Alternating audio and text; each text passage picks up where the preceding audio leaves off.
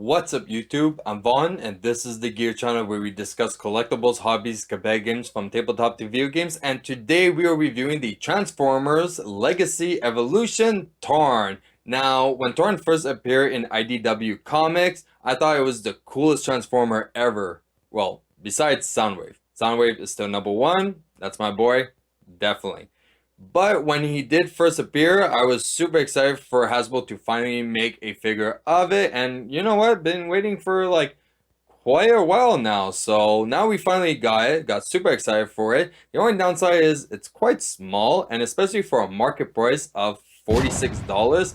I thought that was a bit steep for what you're getting, but you're definitely going to see what I'm referring to when we do the size comparison and where we're been like the ideal size for this specific figure.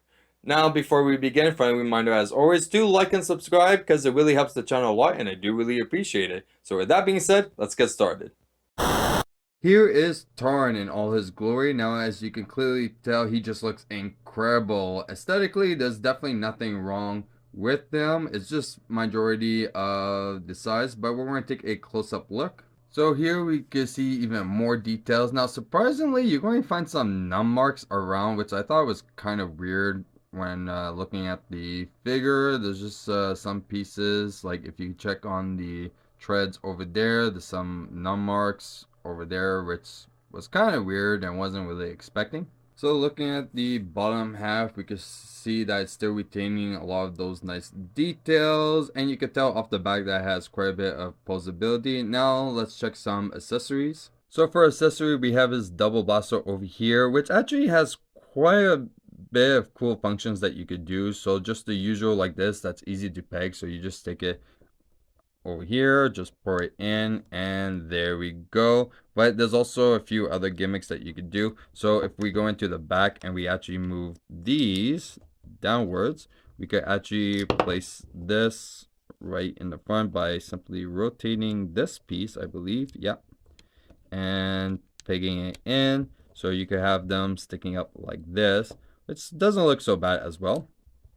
Other functionality that I have, because you also use it for his tank mode, so there's actually a rotation over here at the bottom, so this actually spins, so you could spin it 360. These could lift up, but they're on pegs.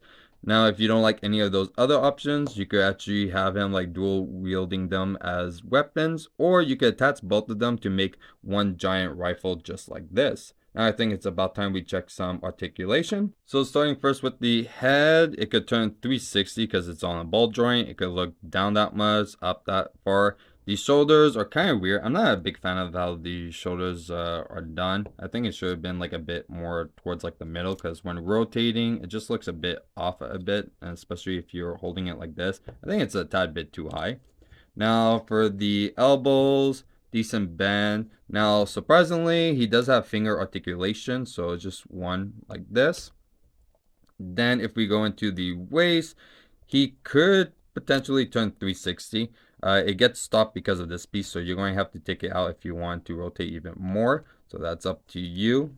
Now one thing I was impressed was actually the legs, because if you notice over here, that's actually attached to the actual legs, the skirt. So if you rotate it all the way upwards, you see the skirt over there, it lifts, and it definitely prevents it from stopping any posability.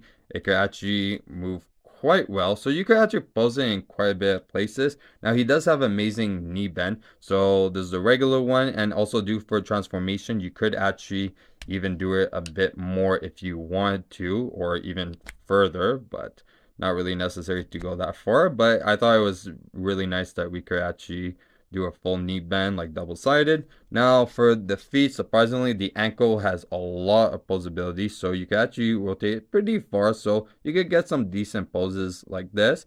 Now for transformation, it could definitely rotate all the way, but also you could definitely flatten it as much as you want like this. Now I think it's about time we check some size comparison. Here he is next to the Transformers the movie sweep. Here he is next to the Transformers Legacy Galvatron, which honestly, I think this should have been the ideal size that Tarn should have been. So definitely it should have been a lot bigger. I find it's just way too small, especially for the market price of it.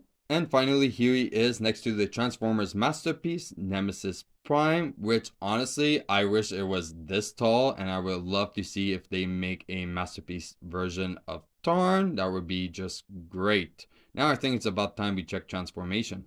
So here is Tarn all transformed. Now he looks quite cool. I actually really like it. So he still have some cool movements, especially up here. It doesn't really go up that far, the cannons, but at least it's something. The only thing is that he actually has no wheels. It's actually just plastic pieces over here. They don't rotate or anything. But just on its own, I think it looks really nice. The only thing I don't like is like the head sticking out a little bit of like Tarn from there. But in all, very nice tank mode. I like it a lot. Definitely is very close to the IDW comics. Now let's just check a quick size comparison. And here he is next to Sweep. Now the both pretty similar. Sweep is just a tad bit taller. So if we check the lengthwise, so it's a decent size vehicle mode, to be very honest. It's not the end of the world. There's definitely a big difference in sizes, and especially moving upwards, we will clearly see how much smaller this figure is. But in all, very satisfied with the size of the vehicle mode. It's just more in the robot mode, I actually wish was a lot taller. And that's it for our review of Tarn. Now, if you guys enjoyed today's video, you know what to do. Like and subscribe. And if you want a sneak peek of future products we're planning to review here on the channel, you can follow me on my Instagram, VaughnGear. I'm Vaughn, and this was the Gear Channel.